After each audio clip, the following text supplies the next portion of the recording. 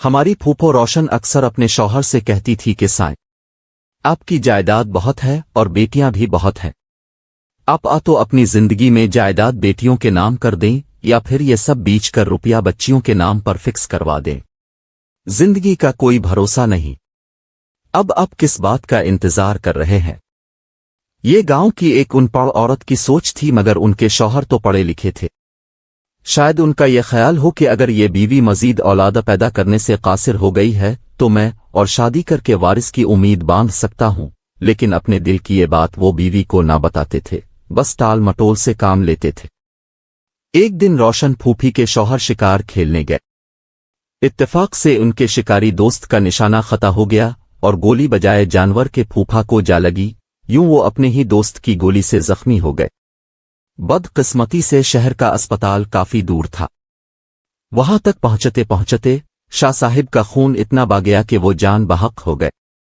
وفات سے پہلے ہی انہوں نے لکھ کر دے دیا تھا کہ شکار کھیلنے کے دوران مجھے میرے دوست کی بندوق سے گولی اتفاقاً لگی ہے، قصور میرا ہے کہ میں اچانک سامنے آ گیا، منظور کا کوئی دوش نہیں ہے۔ کاغذ پر انہوں نے دستخط بھی کر دیے اور ساتھی دوستوں سے بھی کہا کہ بطور گواہان دستخط کر دو، شاید میں نہ بچوں۔ دوست زخم سے خون بند کرنے کا جتن کرتے رہے مگر ناکام رہے۔ وہ حادثے کے تھوڑی دیر بعد غنودگی میں چلے گئے اور اسی حالت میں رستے میں دم دے دیا۔ پھوپھا خیر دین کا گھرانہ سکھر سندھ کے علاقے میں آباد تھا، جہاں ان کی بہت بڑی زمینداری تھی۔ شوہر کی حادثاتی موت کا غم روشن پھوپھو کو لے بیٹھا۔ وہ خاوند کے بعد صرف 6 برس جی پائے۔ ماں باپ کے انتقال کے بعد ان کی 4 بچیاں اپنے باپ کی جائیداد کی وارث رہ گئیں۔ اب رشتہ داروں کو موقع ملا۔ سب سے زیادہ حقدار چاچا تھا جو ان کا وارث مقرر ہوا۔ 4 بہنیں اپنے چاچا کے یہاں جائیداد سمیت آ گئیں۔ لڑکیاں بڑی ہو گئیں، چچی کا انتقال ہو گیا۔ بیوی کی وفات کے 7 ماہ بعد ہی چچا نے ایک 17-18 برس کی نوعمر لڑکی سے دوسری شادی کر لی۔ چچا کو بچیوں کی کوئی فکر نہ تھی، قریبی بزرگ ہی بچیوں کے بارے بات کر سکتے تھے۔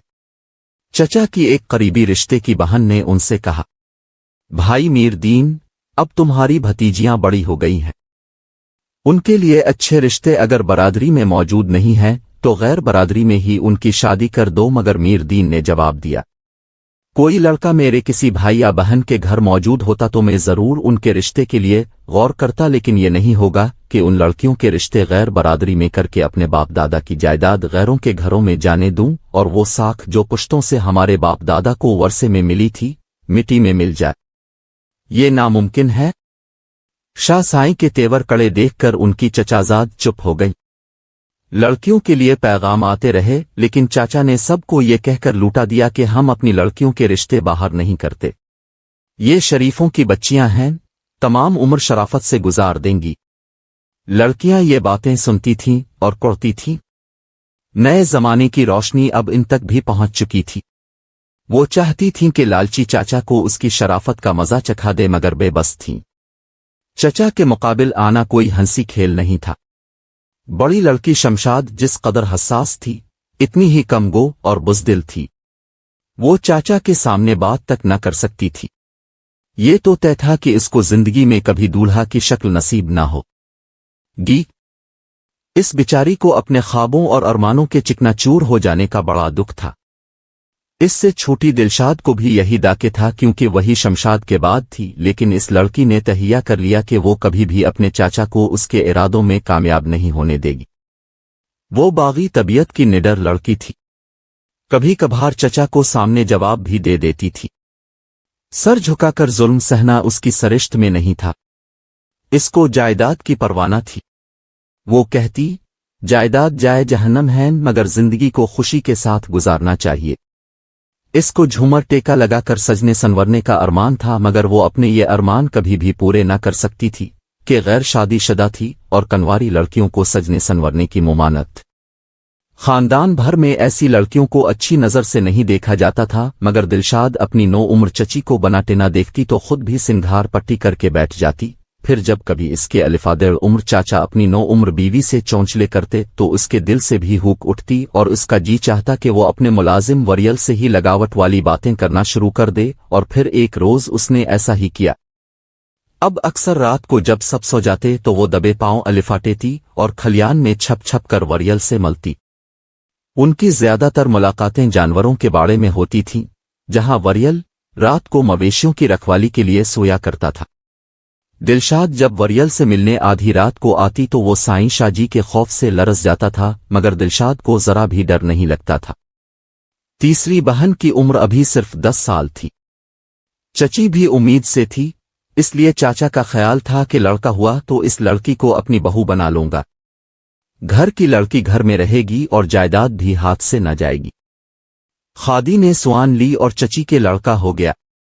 سبھی خوش ہو گئے، اب سائرہ کو باہر بیاہنے کی ضرورت نہ رہی۔ گھر کا لڑکا گھر کی لڑکی، ایک بوجھ تو کم ہوا۔ آخری فائزہ ابھی 8 برس کی تھی، اس کی فکر نہ تھی۔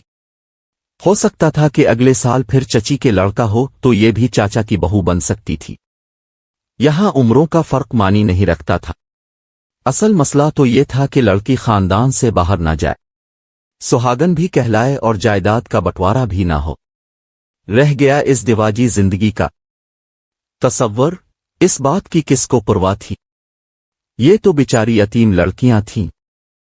شمشاد سب سے زیادہ سمجھدار تھی، وہ چھوٹی بہن کی پرجوش اور بھڑکیلی طبیعت سے بھی واقف تھی، حالات کا جائزہ زیادہ حقیقت پسندی سے لے سکتی تھی۔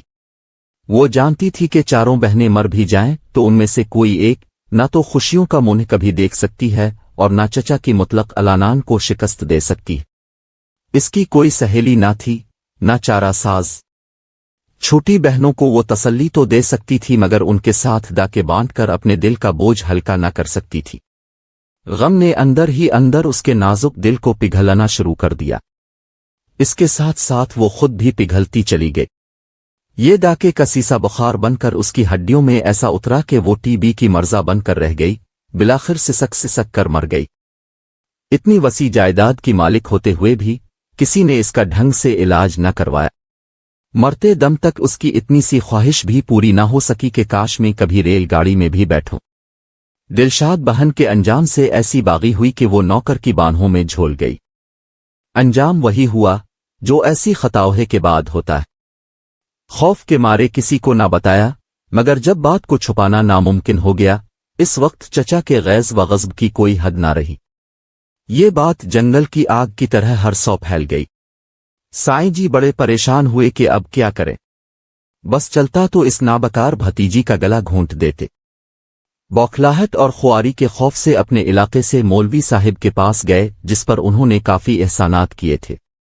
مولوی صاحب کو سارا حال کہہ سنایا اور مدد کے طالب ہوئے۔ بولے، مولوی صاحب، میری عزت پر بن گئی ہے، اب لڑکی سے نکاح کر کے میری پگڑی زمین پر گرنے سے بچ لو۔ مولوی صاحب بچارے حیران رہ گئے۔ ان کو ان کی جائیداد کا کوئی لالچ نہ تھا مگر خوف خادید نل میں تھا۔ کہنے لگے، شاہ جی میں آپ کی عزت رکھنے پر تیار ہوں، شرط یہ ہے کہ آپ ہونے والی معصوم جان کا خون نہ کریں گے اور اس کے جنم لینے تک انتظار کریں گے۔ اس کے بعد میں آپ کی بھیجی سے نکاح کر لوں گا اور بچہ گناہ کا ثمر سہی، میں خدا کے خوف سے اس کو اپنے پاس رکھوں گا۔ چچا نے یہ بات مان لی۔ خادی کو دلشاد کا سہاگن ہونا منظور نہ تھا۔ بچے کو جنم دینے کے بعد اس کی دماغی کیفیت درست نہ رہی۔ عمر رسیدہ مولوی کے ساتھ عمر گزارنے کی بجائے اس نے بچے سے چھٹکارا پانے کو ترجیح دی۔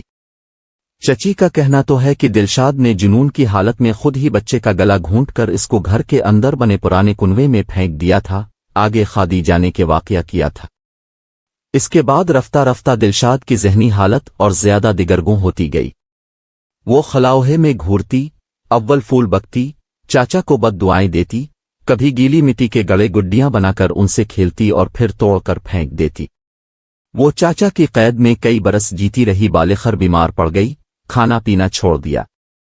زندگی کی ڈور برقرار رکھنے کے لیے زبردستی اس کے منہ میں جوس وغیرہ ڈالتے تو تھوڑا سا ہی لیتی، پھر سختی سے منہ بند کر لیتی۔ ایک دن گھر والوں سے آنکھ بچا کر کچرے سے باسی تربوز الفاٹے کر کھا لیا۔ इस हाल हुए फिर हालत खराब हो गई।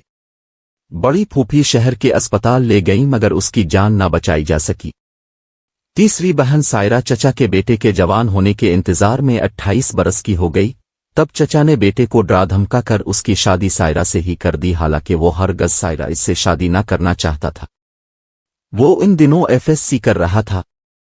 बाप ने इसको यकीन दिलाया कि बस तुम निकाह कर लो, बाद में जब चाहोगे और जिससे चाहोगे हम तुम्हारी दासरी शादी उसी के साथ कर देंगे। चौथी का मुकद्दर भी ऐसा ही हुआ कि चचा के दूसरे लड़के के जवान होने के इंतजार में बूढ़ी होती रही।